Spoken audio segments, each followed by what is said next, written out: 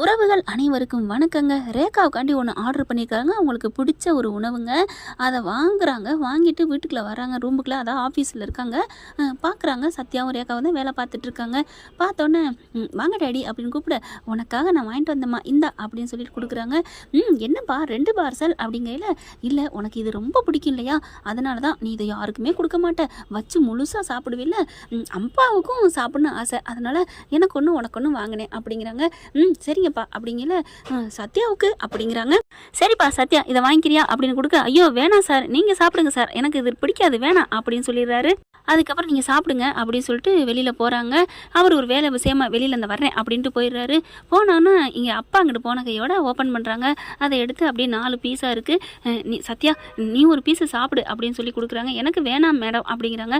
அதெல்லாம் முடியாது, நீங்கள் சாப்பிட்டு ஆகணும், நான் எப்படி உங்களை பார்க்க வச்சுட்டு சாப்பிடுவேன் அப்படின்னு சொல்லிட்டு ஆளுக்கு பாதியாக ஷேர் பண்ணி சாப்பிட்டுட்டு இருக்காங்க. இவர் அவங்க அப்பா போனவர் என்ன பண்ணுறாரு, ஏதோ ஒரு ஃபைல் மறந்து வச்சுட்டேன் அப்படின்னு சொல்கிறக்காண்டி எடுக்கிறக்காண்டி வாராருங்க. வரவர் பார்த்தீங்கன்னா இவங்க 2 பேரும் அழகாக சிரித்து, இந்தா சாப்பிட்றீங்களா இல்லையா, இல்லை வேணாம் அப்படிங்கிற டக்குன்னு வாயில் வர ஊட்டி விட்றாங்களா, சரி சரி அப்படின்னு வாங்கிக்கிட்டு சாப்பிட்றாரு. அதை பார்க்குறாங்க. பார்த்துட்டு ஒன்றும் தெரியாத மாதிரி உள்ளுக்க வராரு. வந்துட்டு, அம்மா ரேகா இந்த ஃபைல் இருக்குல்ல, இதில் ஒன்று வச்சேம்மா, அதில் தேடினேன் காணும் அப்படின்னு, ஏதோ ஒரு பேப்பர் வச்சேன் அப்படின்னு தேடிகிட்டே இருக்காரு. அதுக்கப்புறம் சத்யா ஒரு A4 ஷீட்டு வாங்கிட்டு வந்துடுறீங்களா, கோச்சிக்காம சார் என்ன சார் நீங்கள் என்ன வேலை சொன்னால் நான் கேட்கணும் சார் அப்படிங்கிறாங்க. இதுக்கு போய் என் கோச்சுக்காத அப்படிலாம் சொல்ல வேணாம் அப்படின்னு எந்திரிக்கிறாங்க. ரேகா பார்க்குது, அப்பா அது சாப்பிட்டுட்டு போட்டுமே, போயிட்டு வரட்டுமா அப்படிங்கிறாங்க. சத்யா இந்த தண்ணி பாட்டில் கேன் இருக்குல்ல, அதை கொஞ்சம் தூக்கி நிமித்து வைக்கிறியா, அதில் தீந்துருச்சு அப்படிங்கிறாங்க. ஓகே சார் அப்படின்ட்டு அதையும் இறக்கி வச்சுட்டு தண்ணி கேனையும் தூக்கி வைக்கிறாரு. சரி அங்கிள் வேறு ஏதாவது, சரிங்க சார் வேறு ஏதாவது வேணாம், வேலையெல்லாம் ஒன்றும் இல்லை, நீ போய் அதை வாங்கிட்டு வந்துரு அப்படின்னு அனுப்பி வச்சிடுறாங்க. அனுப்பி வச்சதுக்கப்புறம் ரேகா பார்க்குறாரு, முகம் வாடி போகுது. என்னம்மா பாதி சாப்பிடாம போகிறானேன்னு வருத்தமாக இருக்கா உனக்கு அப்படிங்கிறாரு. உடனே ரேகா, இல்லை டாடி பாவம் சாப்பிட்டான் அதான் அப்படிங்கல, என்னம்மா புதுசாக இருக்குது, என்ன டாடி சொல்கிறீங்க, ஆமாம்மா இந்த இதை நீ மட்டும்தான் சாப்பிடுவ, யாருக்கும் கொடுக்க மாட்டேன், வாங்கி கொடுத்த எனக்கே இது எனக்கு தான் வேணும், வேணா நீங்கள் இன்னொன்று ஆர்டர் போட்டுக்கோங்கன்னு சொல்லுவேன், அப்படிப்பட்ட நீ தம்பிக்கு கொடுத்துருக்குற, என்னம்மா அர்த்தம் அப்படின்னு கேட்க, டாடி அது வந்து அப்படிங்கல, சொல்லுமா உனக்கு பிடிச்சிருக்கா சத்யாவை அப்படின்னு கேட்க, அப்படியே தூக்கி வாரி போடுது. அப்பா அப்படின்னு சொல்லல, சொல்லுமா சொல்லு, நமக்கு தேவை ஒரு பாதுகாப்பான அன்பான ஒரு ஆள், அவன் தான் முக்கியம், நமக்கு வேணும் கோடீஸ்வரன் வீடுன்னு சொல்லிட்டு உன்னை அங்கே கட்டி கொடுத்துட்டு அவன் நல்லா வச்சிருக்கானா வச்சிருக்கலையா அது எனக்கு தேவையில்லை, நல்ல குணமான ஆளா உனக்கு பிடிச்ச ஆளா அதுதான் நான் பார்ப்பேன், இந்த அப்பாட்ட நீ ஏமா மறைக்கிற, உண்மையை சொல்லுமா அப்படின்னு அவங்க அப்பா கேட்குறாரு.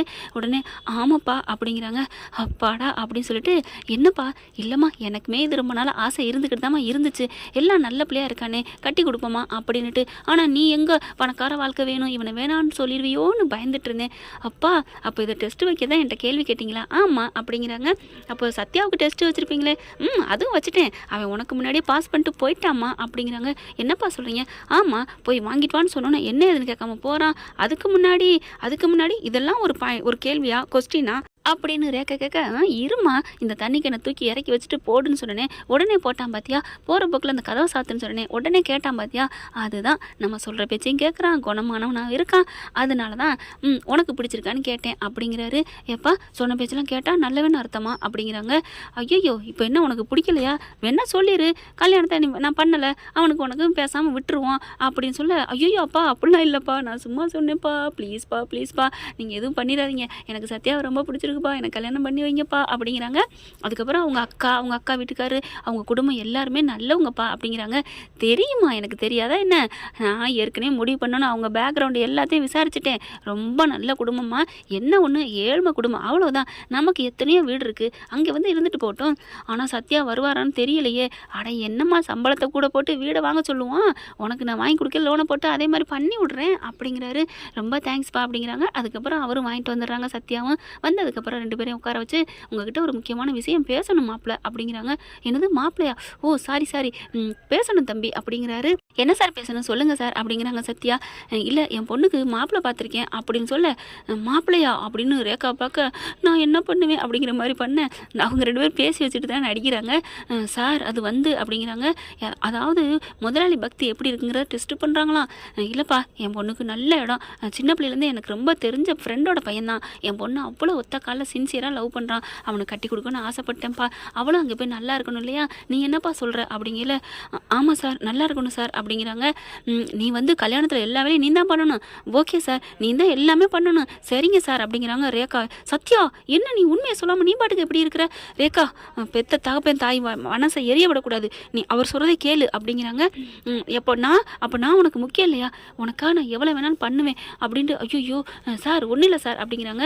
என்னப்பா என்ன நடக்குதுங்க அப்படின்னு ஒன்றும் தெரியாத மாதிரி கேட்க, ஒன்றும் இல்லை ரேகா ஏதோ உளருது, நீங்கள் அந்த பையனுக்கே கல்யாணம் பண்ணி வைங்க, நல்ல மாப்பிள்ளை இருந்தால் கட்டி வைங்க சார், இதில் எனக்கு ஒன்றும் ஆட்சேபனை இல்லை, உனக்கு சம்மதம் தானே?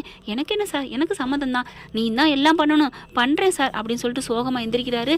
அப்போ சத்யா நில்லு, எல்லாம் பண்ணணும், கல்யாண மண்டபம் வரைக்கும் மேடை வரைக்கும் வரணும்னு சொன்னேன்ல. ஆமாம் சார் அந்த தாலி கட்ட போகிறது யார் தெரியுமா? யார் சார்? நீ தாயா தாலி கட்டணும். சரிங்க சார் என்ன சொல்கிறீங்க அப்படிங்கிற. அட மாப்பிள்ளே நீதாயா அப்படிங்கிறாங்க. சார் அப்படின்னு சொல்லணும் கட்டி பிடிச்சிக்கிறாரு. எனக்கு மனசு நோகக்கூடாது, பெற்றவங்க நல்லா இருக்கும் நீ நினச்சிட்டு எந்திரிச்சு போன பாரியா, நீ தான் என் மனுஷன், அதுக்காக காதலியை கழட்டி விட்டவன் மனுஷன் இல்லையா, அப்படி மனுஷனா அப்படின்னு கேட்கலாம். காதலியை கழட்டி விடலையா, நீ வேணுக்குன்னு கழட்டலை, அந்த பொண்ணு அவங்க வீட்டில் எல்லோரும் நல்லா இருக்குன்னு நினச்சப்பாரு, அது நீ நல்ல மனுஷன்யா, எனக்கு ரொம்ப பிடிச்சிருக்கு அப்படிங்கிற. ரேகா அப்படி முறைக்குது.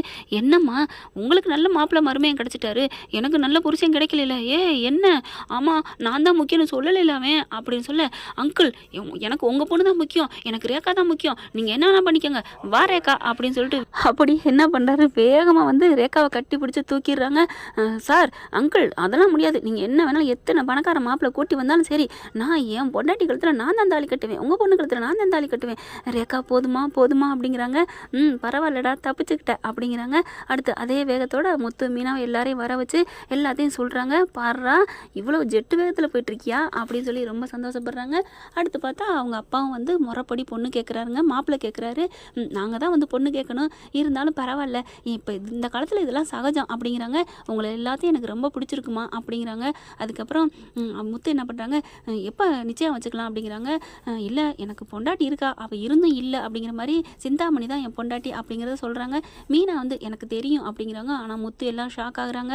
பரவாயில்ல நமக்கு பொண்ணு நல்ல பொண்ணா, குடும்பம் நல்லா இருக்கா, அதை தான் பார்க்கணும், அவங்க அப்படியே போனால் என்ன அப்படிங்கிற மாதிரி இங்கே சத்யா வீட்டில் பேசி முடிக்கிறாங்க.